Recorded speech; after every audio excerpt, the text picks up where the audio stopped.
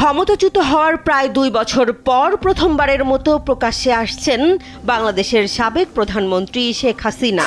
আগামী 5 আগস্ট ভারতের নয়াদিল্লিতে foreign correspondents club of south এশিয়ার আয়োজিত এক ভার্চুয়াল অনুষ্ঠানে তিনি ভবিষ্যৎ রাজনৈতিক পরিকল্পনা এবং বাংলাদেশে ফেরার সম্ভাব্য পরিকল্পনা নিয়ে কথা বলবেন বলে জানিয়েছে ভারতীয় সংবাদ মাধ্যম ইন্ডিয়া টুডে।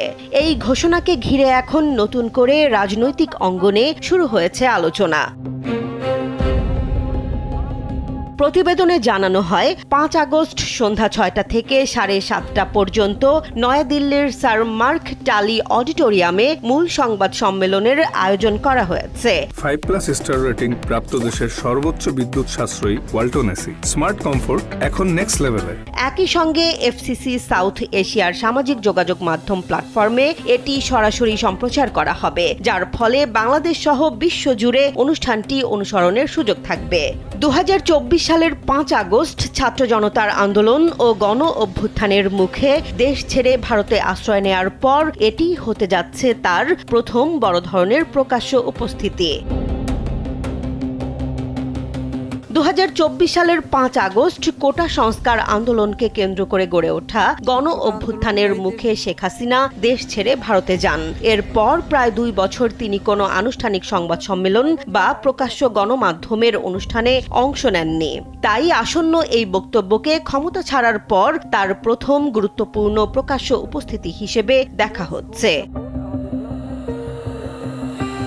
আয়োজকদের দেয়া তথ্য অনুযায়ী অনুষ্ঠানে শেখ হাসিনার সঙ্গে ভার্চুয়ালি যুক্ত হওয়ার কথা রয়েছে তার ছেলে ও সাবেক তথ্য ও যোগাযোগ প্রযুক্তি উপদেষ্টা সজীব ওয়াজেদ জয়ের। এছাড়া সাবেক শিক্ষামন্ত্রী মহিবুল হাসান চৌধুরী নওফেল, ক্রিকেটার ও সাবেক সংসদ সদস্য সাকিব আল হাসান, সাবেক কূটনীতিক আমিনুল হক পলাশ, নিরাপত্তা বিশ্লেষক এবং মানবাধিকার কর্মী সহ আরও কয়েকজন আলোচনায় অংশ নেবেন।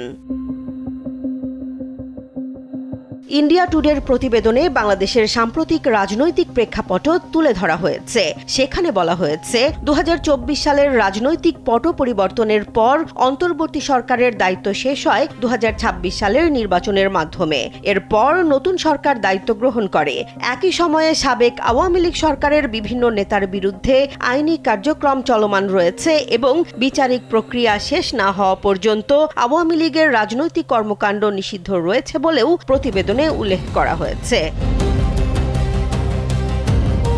রাজনৈতিক বিশ্লেষকদের মতে শেখ হাসিনার এই বক্তব্য শুধু তার ভবিষ্যৎ রাজনৈতিক অবস্থান নয়, বরং বাংলাদেশের বর্তমান রাজনৈতিক পরিস্থিতি নিয়েও নতুন আলোচনা তৈরি করতে পারে। বিশেষ করে তিনি দেশে ফেরা, দলীয় রাজনীতি এবং ভবিষ্যৎ কৌশল নিয়ে কী বার্তা দেয় সেটি এখন সবার নজরে।